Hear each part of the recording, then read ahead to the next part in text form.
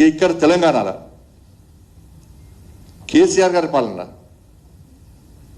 కేసీఆర్ ముఖ్యమంత్రి ఇలా ధర్నా ఇచ్చినట ట్విట్టర్ ఇవాళ. మీ అయ్య పాలనలో మీ అయ్య ముఖ్యమంత్రి ఉన్నప్పుడు ఎంసెట్ పేపర్ లీక్ అయింది, టీఎస్పీఎస్సీ పేపర్ లీక్ అయింది, ఎస్ఎస్సి పేపర్ లీక్ అయింది. మొత్తం పేపర్లు అమ్ముకోవడమే. మీ కుటుంబం, వీళ్ళ కుటుంబము మొత్తం పేపర్లు అమ్ముకోవడం, విద్యార్థుల భవిష్యత్తు నాశనం చేయడమే. మరి ఎప్పుడన్నా కేసీఆర్ రాజీనామా చేసిండా? నువ్వు రాజీనామా చేసినావా? గ్రూప్ 1 పేపర్ లీక్ అయితే నేను ఫైట్ చేస్తుంటే, గ్రూప్ 1 పేపర్ లీక్ అయితే దానికి వ్యతిరేకంగా ఫైట్ చేస్తుంటే, ఎవడో 10th పేపర్ లీక్ చేస్తే వాడిని అసలు పడుకోక చేతగాక ఈ ఫాల్తుగాళ్ళు అర్ధరాత్రి నన్ను అరెస్ట్ చేసి 5 నిమిషాలకు ఒకసారి కేసీఆర్ అనే వ్యక్తి మందు దాగి, ఫామ్ హౌస్లో మందు దాగి సిపికి ఫోన్ చేసి ఏడేడు దింపుతున్నావు, ఎక్కడెక్కడ దింపుతున్నావు, ఎట్లా దింపుతున్నావు, బండి సంజయ్ డ్రెస్ వేసుకున్నాడా, ఏ డ్రెస్ వేసుకున్నాడు, ఏ ప్రాంతంలో ఉన్నావు, రాత్రి అంతా దింపాలే, పోలీస్ స్టేషన్లో తీసుకురావద్దు, తెల్లారి జైలుకి పంపాలి. జైలుకి పంపారు. కోర్టు ఏం చేసింది? ఇది ఫాల్తు కేసు, ఫాల్తు కాళ్ళు పెట్టిన కేసు, ఇది దీనికి ఏం ఆధారం లేవని చెప్పి కేసు కొట్టేసింది. ముట్టికాలేసి కేసు కొట్టేసింది. 10th పేపర్ లీకేజ్ పట్టుకోలే, గ్రూప్ 1 పేపర్ లీకేజ్ వ్యతిరేకంగా నేను కొట్లాడితే ఒక రాష్ట్ర అధ్యక్షుడిని, ఒక జాతీయ పార్టీకి రాష్ట్ర అధ్యక్షుడిని, ప్రజల చేత ఎన్నుకోవడం పార్లమెంట్ సభ్యుడిని కనీసం గుర్తించకుండా, గౌరవం ఇవ్వకుండా తప్పుడు కేసులు పెట్టి ప్రజల దృష్టి మళ్లించడానికి ఆ రోజు ఏ విధంగా వేసిండో, ఏ విధంగా జైలుకి పంపిడో మీరంతా చూశారు. అట్లాంటి ఓడియాలు వచ్చి ధర్నా చౌక్లా నువ్వు వచ్చేసిన ధర్నా చౌక్లో ఇందా ధర్నా చేస్తున్నావు. ఆ ఎన్టీఆర్ స్టేడియం ధర్నా చౌక్ చూసి నీ యాక్టివ్ చూసి నవ్వుతున్నాయి. వాళ్ళు కనీసం పుట్టినరోజు ఇవ్వాల. ఆ పుట్టినరోజున కనీసం అబద్ధాలు ఆడకుండా పుట్టినరోజు ఎందుకు చేసుకుంటామన్నా మనం? ఈ ఒక్కరోజున మంచిగా ఉండరా, ఒక్క రోజున దేవుని మొక్కరా, ఈ ఒక్కరోజు అబద్ధాలు ఆడక, ఇవాళ అబద్ధాలు ఆడకుంటే ఈ జీవితాంతం, ఈ సంవత్సరం అంతా అబద్ధాలు ఆడడానికి ఇవాళ మొత్తం అబద్ధాలు ఆడాడు అంటే జీవితాంతం అబద్ధాలు ఆడతారు. ఇవాళ నోరే అబద్ధాలు, ఆ కుటుంబమే అబద్ధాల కుటుంబం.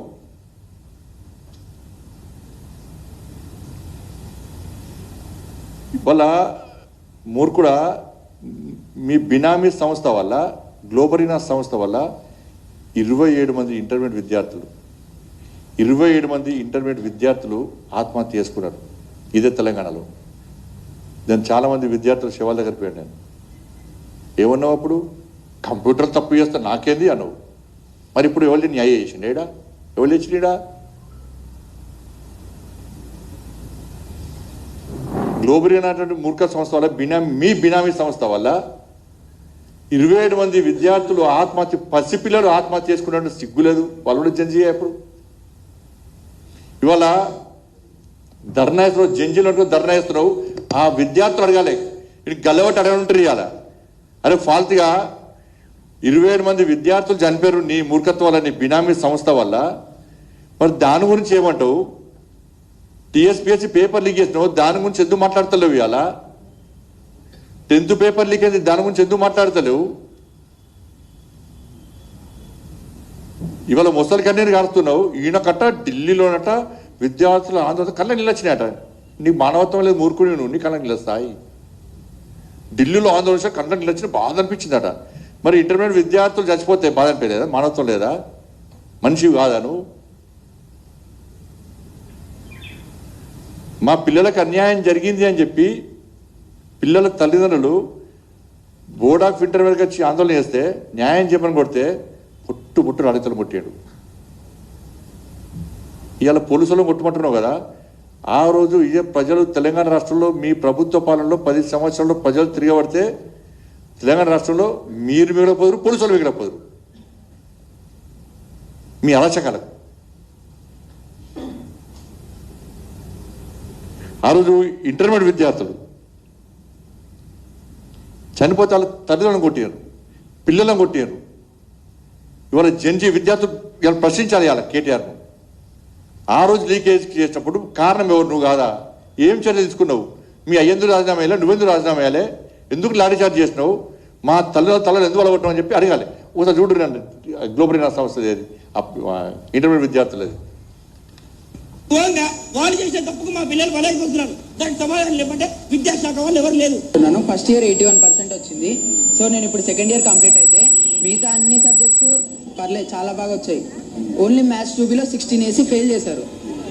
ఏంది ఇది? అసలు రావాల్సిన ఆయన ఏరి ఫామ్ హౌస్ లో కూర్చుంటే ఎట్లా బయటకు వచ్చి చూసుకోవాలి కదా స్టూడెంట్స్ ని. 17 మంది చచ్చిపోతే ఏంది పరిస్థితి? ఇప్పుడు ఇక్కడ లోపలికి వెళ్ళనిస్తలేరు అని ఇంకో ముగ్గురు కూడా చనిపోతే ఎట్లా? ఏంది ఏం చేయాలి మేము దీంతో? మీకు చేత కాదని చెప్పుకుని పని చేయండి, పక్కకు జరుపుని మీరు వేరే మంత్రిని పెట్టుకోండి. మీరు మీకు చేత కాదు, మా బతుకులే కాస్తారు.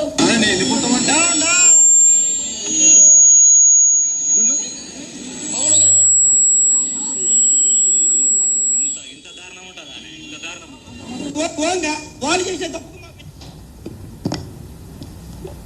ఇక రాష్ట్ర ముఖ్యమంత్రి గారు శుద్ధ పుస్తకంగా మాడుతున్నాడు. రాష్ట్ర ముఖ్యమంత్రి గారు నువ్వు ముఖ్యమంత్రి అయినాక 2 ఏళ్లలో 10th పేపర్ లీక్ అయింది, హిందీ పేపర్ లీక్ అయింది, గ్రూప్ 1లో అక్రమాలు జరిగినాయి. ఆ విద్యార్థులు గ్రూప్ 1 అన్యాయాలు 4 లక్షల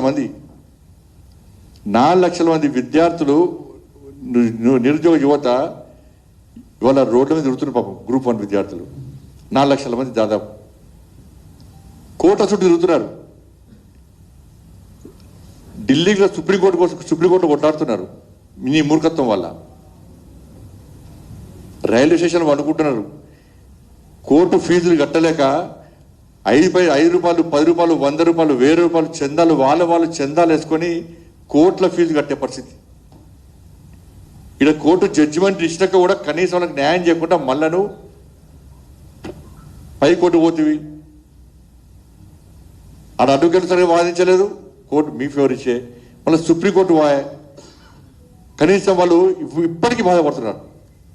4 లక్షల మంది విద్యార్థుల ఉసురు పోసుకొని ఇలా ముఖ్యమంత్రి శుద్ధ పూసలక్క మాట్లాడుతున్నాడు.